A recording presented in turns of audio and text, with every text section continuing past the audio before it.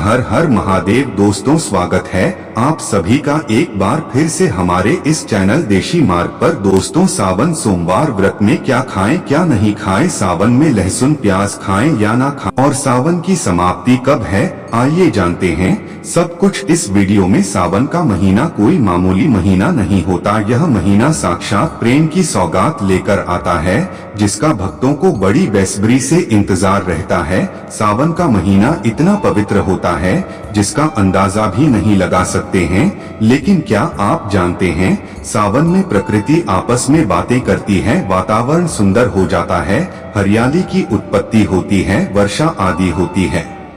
मौसम में हरियाली साक्षात महादेव का स्वागत करती है, महादेव से बातें करती है। आपको बता शास्त्रों में सावन सोमवार का व्रत जो भी महिला या पुरुष करते हैं तो वह व्यक्ति भगवान भोलेनाथ का सर्वाधिक प्रिय हो जाता है। ऐसे व्यक्ति को भगवान भोलेनाथ अपनी शरण में ले लेते हैं। दोस्तों, सावन में कावड़ यात्रा का क्या कहना। शास्त्रों के अनुसार माना जाता है कि सबसे पहले कावड़ यात्रा भगवान परशुराम ने भगवान शिव के समर्पित अपने कंधे पर उठाई थी, और तभी से भगवान शिव को प्रसन्न करने के लिए कावड़ यात्रा की जाती है।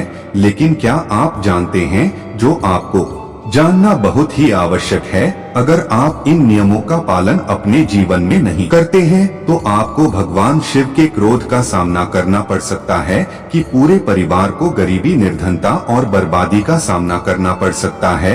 दोस्तों, आज के वीडियो बहुत ही सुंदर है, वीडियो को अंत तक जरूर देखें क्योंकि अधूरा ज्ञान हमेशा खतरनाक साबित होता है। वीडियो को पूरा अंत तक जरूर देखें और सच्चे दिल से कमेंट बॉक्स में लिखें हर हर महादेव, ओम नमः शिवाय। वीडियो को लाइक भी जरूर करें। अब सबसे पहले जानते हैं सावन सोमवार व्रत की तारीख। पहला सोमवार का व्रत 22 जुलाई को, दूसरे सोमवार का व्रत 29 जुलाई को, तीसरा सोमवार का व्रत 5 अगस्त को, चौथा सोमवार व्रत 12 अगस्त को, पांचवा व्रत 19 अगस्त को रखा जाएगा। और क्या नहीं खाना चाहिए। अगर आपने सोमवार का व्रत रखा है तो आप इस दिन सात्विक भोजन ही करें। अगर आपने फलाहार का संकल्प लिया है तो नमक भूल कर भी ना खाएं, आप फल वगैरह ही खाएं। और कुछ मत खाना। व्रत में बाहर का गन्ने का जूस मत पीना, उसमें नमक पड़ा होता है, उनके बर्तनों में भी नमक होता है और वह नमक आपके मुंह में जाएगा तो आपका व्रत खंडित हो जाएगा। उसमें कई केमिकल्स पड़े होते हैं जिससे व्रत टूट जाता है। आप सेंधा नमक फलों पर लगाकर खा सकते हैं। सावन के व्रत में आप चाय पी सकते हैं, लेकिन बिना दूध की चाय पी ले। सावन के व्रत में दूध नहीं पीना चाहिए, इससे भगवान शिव क्रोधित हो जाते हैं। हल्दी मिलाकर दूध पीने से भयंकर श्राप लगता है। सावन में बच्चे दूध पी सकते हैं पर बड़ों को दूध नहीं पीना चाहिए। सावन का व्रत अगर आपने बिठा रखा है तो आप खीर पराठा या दही पराठा खा सकते हैं। आप चाहे तो सेंधा नमक से बने आलू के पकवान खा सकते हैं। आलू की सब्जी कुट्टू के आटे की रोटी के साथ खा सकते हैं, लेकिन आटा ध्यान से देख ले, पुराने आटे में कीड़े पड़ जाते हैं जिससे आपका व्रत खंडित हो सकता है। तो सावन सोमवार के व्रत में आटा, बेसन, मैदा, सत्तू और अनाज का सेवन नहीं करना चाहिए। इसके अलावा हर व्यक्ति को मांस, मदिरा, लहसुन, प्याज इत्यादि का सेवन भी नहीं करना चाहिए। व्रत रखने वाले व्यक्ति को धनिया पाउडर, मिर्च पाउडर या सादे नमक का सेवन भूल कर भी नहीं करना चाहिए। सावन में चाहे आपका व्रत हो या ना हो, किसी भी व्यक्ति को कड़ी पकौड़ा नहीं खाना चाहिए और पत्तेदार सब्जियां जैसे पालक, मेथी, लाल भाजी, बथुआ, पत्ता गोभी जैसी सब्जियों या साथ की सब्जियां भूल कर भी नहीं खानी चाहिए। यह जहर के समान मानी जाती है,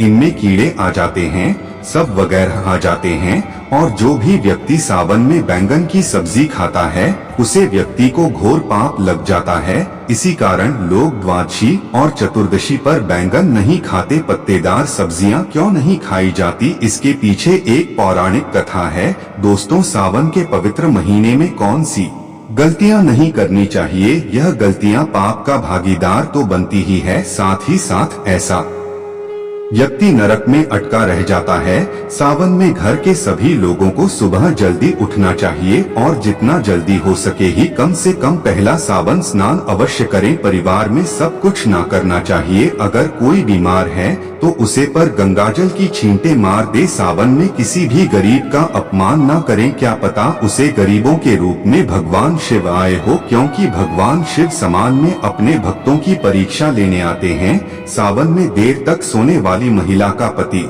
बर्बाद हो जाता है, इसलिए पति के उठने से पहले सावन में हर स्त्री को जल्दी उठ जाना चाहिए और भगवान शिव की पूजा करनी चाहिए। सोमवार व्रत आपको अवश्य करना चाहिए, ऐसा करने से धन लक्ष्मी का वास होता है। सावन में पति पत्नी को सहवास नहीं करना चाहिए। अगर आपने व्रत रखा है या आपकी पत्नी ने व्रत रखा है तो आप दूरी बनाकर रखें, क्योंकि ऐसा व्यक्ति इस दौरान भगवान शिव की शरण में होता है। सावन में काले वस्त्र पहनकर शिवमय तो आप अपने घर में काले वस्त्र पहन सकते हैं, लेकिन मंदिर में भूलकर भी जाना नहीं चाहिए और व्रत में भी काले वस्त्र नहीं पहनना चाहिए। वैसे तो सावन में लहसुन प्याज नहीं खाना चाहिए, पर यदि आपका व्रत है तो उसे दिन तो पूरे परिवार को लहसुन प्याज से परहेज करना चाहिए। सावन में घर में गंदगी नहीं होनी चाहिए, इससे प्रकृति नाराज हो जाती है। सावन में आपके घर का जो मंदिर है उसमें माचिस की खाली पड़े डिब्बे या माचिस नहीं रखनी चाहिए। सावन में घर में किसी भी व्यक्ति को गाली नहीं देनी चाहिए, आदि नहीं करनी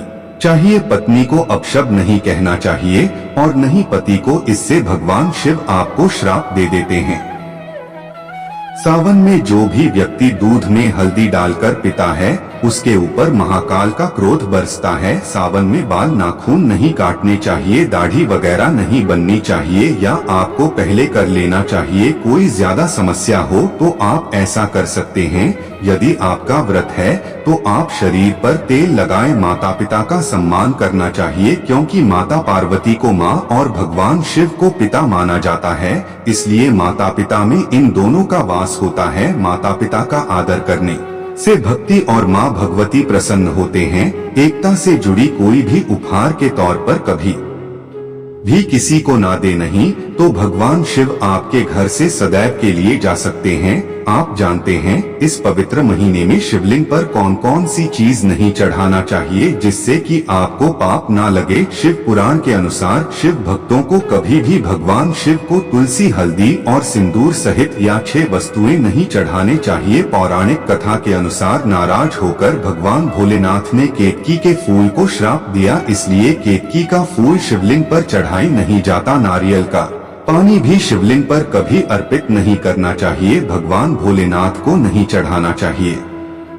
शास्त्रों के अनुसार सुबह 5 से लेकर सुबह 11 तक शिवलिंग पर जल चढ़ाना बहुत ही शुभकारक और अत्यंत मंगलकारी माना जाता है। कभी भी शाम के समय शिवलिंग पर जल न चढ़ाएं। शास्त्रों के अनुसार शिवलिंग पर काली मिर्च चढ़ाने से रोगों का नाश होता है, साथ ही सुख समृद्धि की प्राप्ति होती है। घर में कभी भी अंगूठे के आकार से बड़ा शिवलिंग नहीं रखना चाहिए और शिवलिंग पर जलधारा अवश्य होनी चाहिए। भगवान भोलेनाथ को टूटे हुए अक्षत कभी भी नहीं करने चाहिए, इससे वह क्रोधित हो जाएंगे। बेलपत्र शिवलिंग पर अर्पित नहीं करनी चाहिए।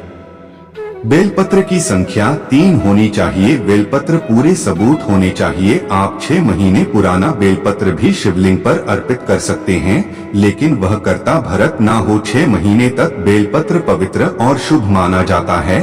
दिल से बेलपत्र शिवलिंग पर चढ़ने से 21 मनोकामनाएं पूर्ण हो जाती है।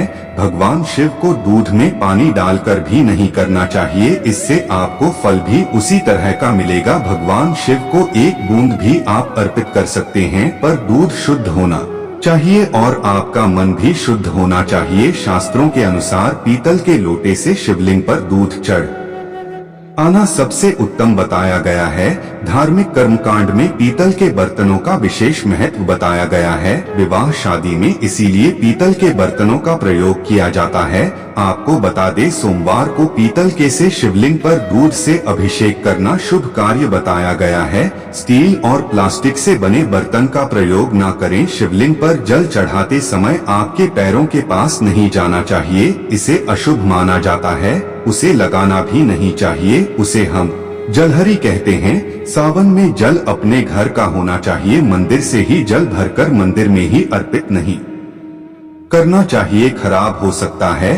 दोस्तों सावन में यह चीज खा लेने से दुनिया की कोई भी ताकत आपको धनी होने से रोक नहीं पाएगी। अगर आपने सावन में यह चीज खा ली तो आपको करोड़पति होने से देर नहीं लगेगी, लेकिन सच्चे दिल से ही खाना है। दोस्तों सावन में शिव भक्तों को शिवलिंग पर चढ़े हुए प्रसाद के रूप में थोड़ा सा धतूरा जरूर खाना चाहिए, या आपको ज्यादा नहीं खाना है, बस अपनी जुबान पर हल्का सा टच करना है। ज्यादा खाएंगे तो आप बीमार पड़ जाएंगे, इसलिए बस टच कर ले। आप देखना आपके अंदर सकारात्मक ऊर्जा का संचार हो जाएगा, आपको धनी होने से कोई नहीं रोक पाएगा। दूसरा है बेल का फल। बेल का फल प्रसाद के रूप में खाने से माता पार्वती के साथ साथ भगवान शिव की कृपा भी बरसेगी और समस्त 33 कोटि देवी देवता आपको धनवान बनाएंगे। बस ये चीज आपको खानी है, फिर आप खुद देखना आपको धनी होने से दुनिया की कोई भी ताकत रोक नहीं पाएगी। दोस्तों अगर भोले बाबा की कृपा हो जाए